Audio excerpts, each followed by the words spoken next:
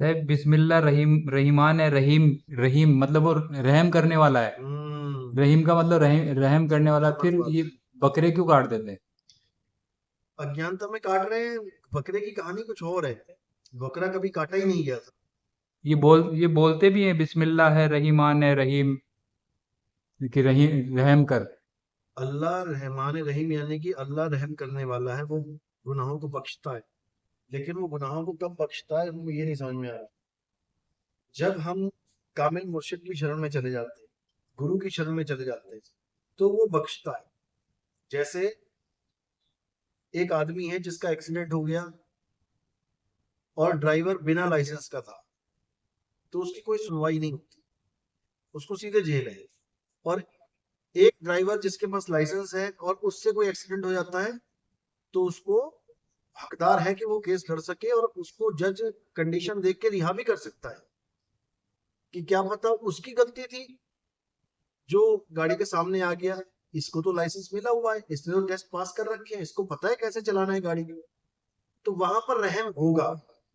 और जिसके पास लाइसेंस ही नहीं है उसके ऊपर कोई रहम नहीं होगा, वो तो कातिल है सीधे डायरेक्ट है। तो ऐसे ही अल्लाह उस पर रहम करता है जो कामिल मुर्शिद की शरण में है, गुरु की शरण में। इसीलिए कहते हैं कि अंत में तुमसे सवाल पूछे जाएंगे कि तुम्हारा धर्म क्या है और तुम्हारा आखिरी नबी कौन है। अगर तुमने कह दिया कि मेरा नबी मोहम्मद साहब है, तो तुम पे रहमत हो जाएगी। तो ये उसके बारे में बोला गया है, अल्लाह रहमान। नहीं तो इतने सजाएं मिल रही हैं तो फिर वो कौन दे रहा है भाई? उस पे अल्लाह मेहरबान क्यों नहीं है? मुसलमानों के ऊपर इतने बम फोड़े जा रहे हैं, तबाही मची पड़ी है, हाहाकार मच गई, उन पे अल्लाह मेहरबान क्यों नहीं है? उस पे रहमान क्यों नहीं है? उन पे रहम क्यों नहीं आ रहा है? तो ये बात कुछ और है, लेकिन लोग कहीं और फिट करते हैं। अब चाहते सब है कि मेरे ऊपर रहम हो जाए, रहम हो जाए, लेकिन तुम खुद ही नहीं किसी के ऊपर रहम कर रहे हो।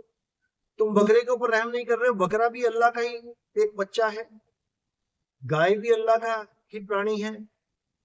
भेड़े, घोड़े तुम बख्श ही नहीं रहे, ऊंट किसी को नहीं बख्श रहे तुम। तो अगर हम रहम रहम नहीं करेंगे तो हम में भी रहम नहीं होगी, सही। सीधा सा फॉर्मूला है। कहते हैं चार वेद छह शास्त्र में बात लिखी है दो, और दुख देके दुख दुख होता है, सुख देके सुख हो। बस दो ही बातें हैं। इतने वेद पुराण पढ़ने की जरूरत नहीं है। और ये तो बच्चे बच्चे को पता है, टिट फॉर टैट, जो करोगे सो भरोगे। तो भैया जब तुम गला ही काट रहे हो, तो इसका मतलब गला कटाने की तैयारी कर रहे हो।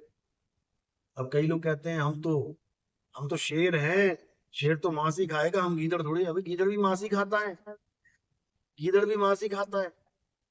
बात शेर और गीदड़ की नहीं है, बात है हमारे संस्कारों की, कि हमें जीवों पे रहम करना चाहिए। हम रहम करेंगे तो हम पे रहम होगी।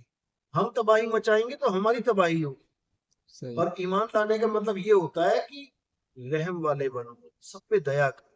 जैसे मालिक का गुण है रहमान, ऐसे उसके बच्चों का गुण होना चाहिए रहम करने वाला।